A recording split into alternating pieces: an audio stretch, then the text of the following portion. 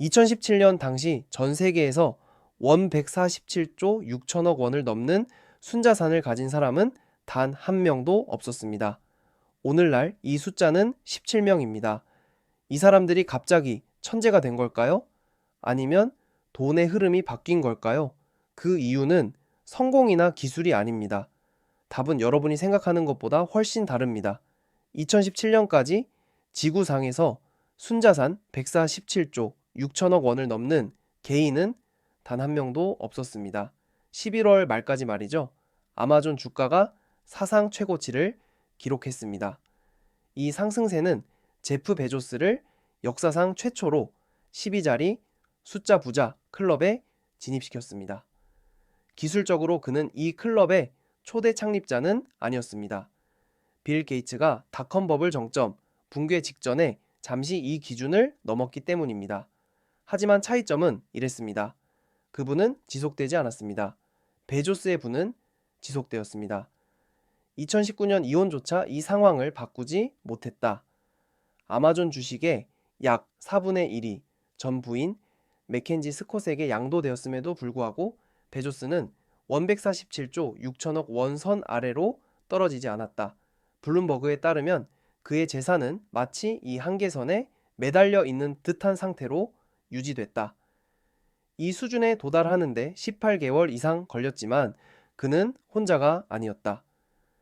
2019년 6월 LBMH의 최고 경영자 CEO 베르나르 아르노 역시 이 문턱을 잠시 넘었다. 2020년 3월 15일이 찾아왔다. 이 날은 단순히 팬데믹을 알린 날이 아니라 새로운 부의 질서를 시작하는 날이었다. 진짜 이야기는 이제부터 시작된다. 그날은 글로벌 경제뿐만 아니라 세계 최상위 부자들의 운명도 근본적으로 바뀌었다. 그 순간의 영향력을 우리는 이제서야 제대로 깨닫고 있다. 왜냐하면 이날 이후 147조 6천억 원 이상의 부를 가진 사람의 수가 1명에서 17명으로 늘었기 때문이다. 게다가 단순히 늘어난 것뿐만 아니라 그들의 부도 기하급수적으로 증가했다.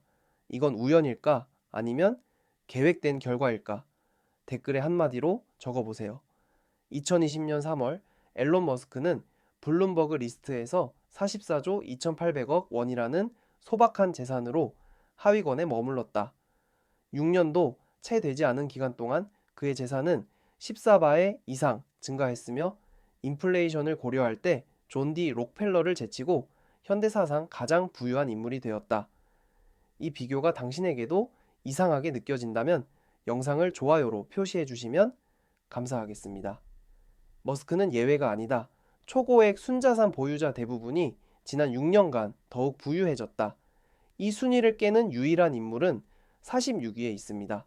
잭마는 오늘날 6년 전보다 더 가난해진 드문 억만장자 중 한 명입니다. 무에서 정상에 오르고 싶다면 채널 구독을 잊지 마세요. 부자들이 더욱 부유해지는 것은 새로운 기적이 아니다. 하지만 지난 6년간 벌어진 일은 다른 차원으로 접어들었다. 이제는 초부자들조차 극부자들에게 뒤처지고 있다. 생활비가 부담스럽다면 이론상 억만장자들도 인플레이션을 겪고 있다는 점을 잊지 말라. 하지만 이 아이러니는 현실 세계에서 매우 구체적인 의미를 지닌다.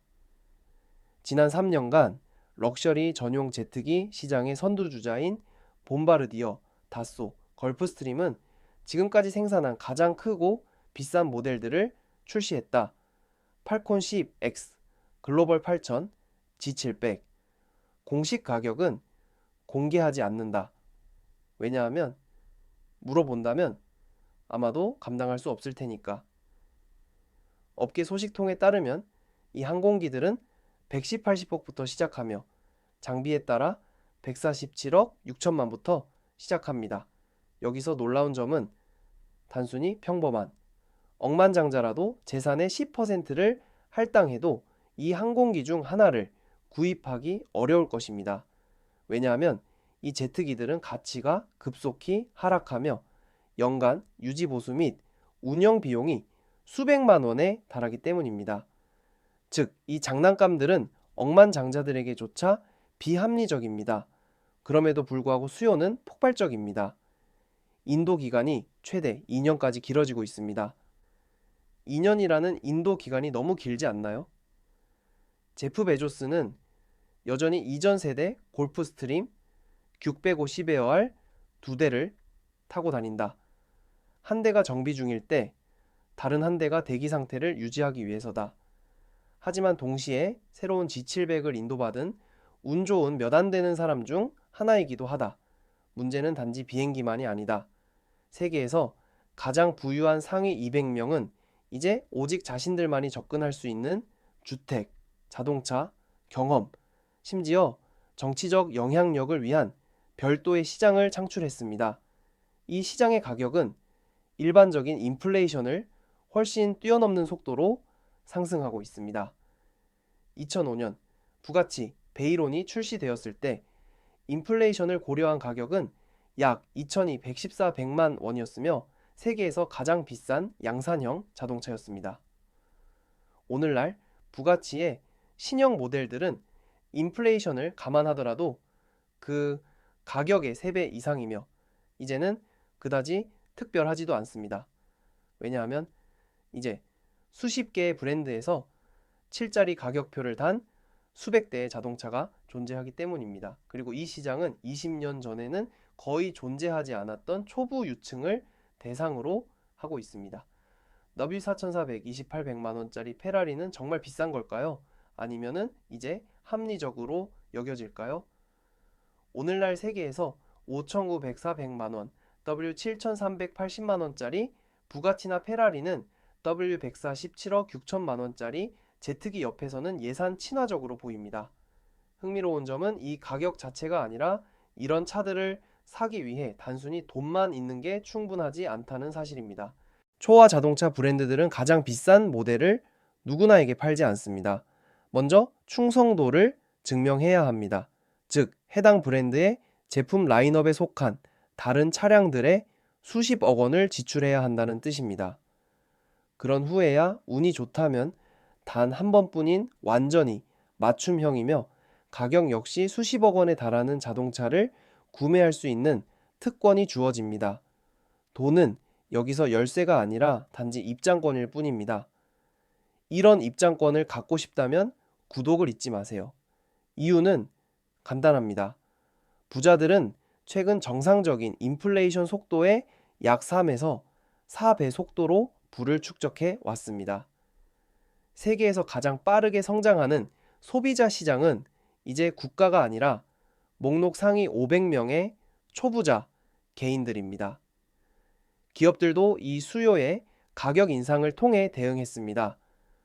슈퍼 요트 제조사에서도 같은 현상을 볼 수 있습니다. 조선소들이 2030년까지 예약이 꽉 찬 것은 우연이 아닙니다. 글로벌 엘리트의 선호 대상인 저택들도 마찬가지입니다. 이 상황은 평범한 억만장자들에게 새로운 현실을 만들었다. 이제 그들은 게임에서 제외되고 있다. 네, 한 자릿수 억만장자들을 위해 안타까워해야 한다는 뜻이다. 무심하게 들릴 수 있다는 건 안다. 하지만 진짜 문제는 그들의 감정이 아니다. 진짜 문제는 이 조용한 변화가 무엇을 상징하는지다.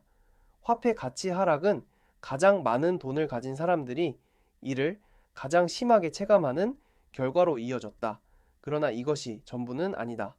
3월 15일 미국에서 금리는 역사상 최저 수준 중 하나인 0.25%로 인하되었다. 동시에 전 세계적으로 대규모 경기 부양책이 시행되었다. 코로나19 지원금이 지급되었고 시장의 유동성이 넘치면서 경제는 회복세를 보였다.